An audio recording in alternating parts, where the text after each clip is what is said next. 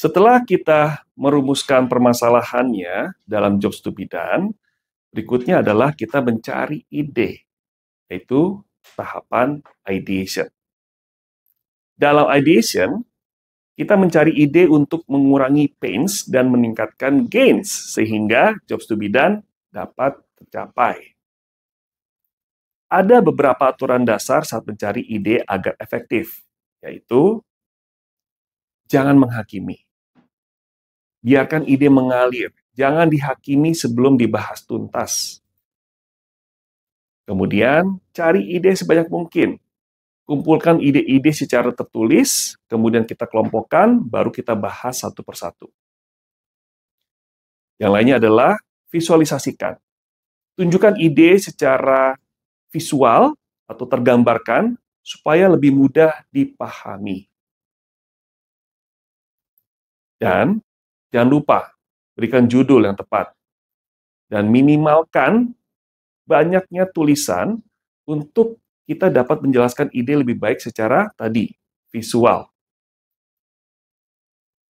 Lalu, kembangkan ide yang kita dapat peroleh dari orang lain, atau ide yang sudah ada, dan kita bisa tingkatkan lebih baik lagi. Nah, ketika kita brainstorming dengan rekan-rekan kita untuk menggali ide, kita harus fokus pada topik akan permasalahan yang mau kita tangani. Jangan beralih ke masalah lain sebelum masalah tersebut selesai. Kemudian, cari ide seluas mungkin. Jangan terbatas oleh ketidakmampuan kita ataupun oleh dana anggaran. Jangan pikirkan hal itu dulu. Tapi kita longgarkan batasan-batasan itu untuk kita bisa lebih bebas mencari ide apapun itu. Mencari ide juga bisa dilakukan dengan pencarian melalui internet. Kita bisa melakukannya dengan mesin mencari seperti Google atau Bing.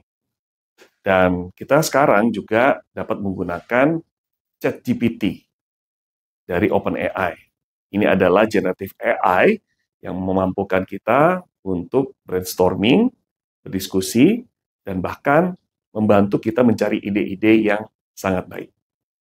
Setelah ide-ide kita dapatkan, berikutnya adalah bagaimana menyeleksi ide yang bisa dikembangkan lebih lanjut dan relevan terhadap permasalahan yang mau kita selesaikan. Nah, untuk menyeleksi ini ada beberapa kriteria yang bisa dijadikan syarat untuk menyeleksi. Misalnya, ide yang paling mudah diterima oleh pengguna. Kemudian, ide yang paling potensial, yang mungkin banyak nanti akan digunakan. Atau, ide yang paling cepat kita bisa aplikasikan, kita bisa wujudkan. Atau bisa saja memakai kriteria-kriteria yang lain. Nah, setelah kita mengumumkan ide-ide, kemudian kita saring sesuai dengan kriteria-kriteria tersebut, berikutnya adalah pastikan ide yang bisa kita saring menjawab permasalahan dalam diagram jobs to be done sebelumnya. Untuk itu, ide-ide yang sudah kita saring, kita bisa letakkan di dalam diagram value proposition seperti berikut ini. Diagram value proposition berwujud sebuah bujur sangkar yang terbagi dalam 3 bidang. Bidang kiri berwarna merah dituliskan apa nama ide dan fitur-fitur apa yang bisa kita bangun dari ide tersebut. Nah, bidang atas atau green creator, kita tuliskan apa saja manfaat-manfaat dari ide yang kita bisa lakukan untuk memperkuat gain yang sudah ada di jobs to be done. Kemudian bidang bawah atau pains reliever dituliskan pain point apa dari jobs to be done yang dapat diringankan oleh ide yang akan kita ajukan.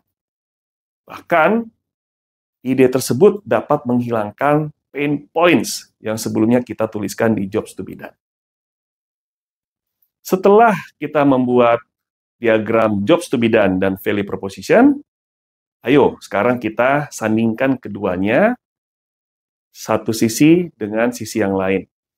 Dan kita dapat melihat apakah permasalahan di dalam jobs to be done sudah dapat diatasi dengan ide di dalam value proposition dan cocok antara keduanya. Nah, kecocokan itu bisa kita lihat apakah gain creator di value proposition benar-benar bisa menambahkan gain atau manfaat yang ada di dalam jobs to be done. Atau apakah pain reliever yang sudah ada di dalam value proposition dapat mengurangi pain points yang ada dalam jobs to be done. Setelah kita sudah menyocokkan antara value proposition dan jobs to be done, pertanyaan berikutnya, bagaimana caranya menjelaskan kedua hal ini atau solusi yang mau kita tawarkan secara singkat dan jelas? Agar lebih mudah dipahami apakah ini sudah cocok dan pas, kita sudah melakukan kecocokan antara produk dari value proposition dan market atau problem dari jobs to be done, kita bisa memakai sebuah format yang dinamakan ad-lib. Dengan ad-lib, penjelasan ide atau solusi cukup dilakukan dengan satu kalimat sebagai berikut. Nama ide, kami membantu pengguna solusi yang ingin melakukan jobs to be done dengan cara mengurangi pain points dan menambah gain points, tidak seperti kondisi saat ini atau value proposition yang ditawarkan oleh kompetitor.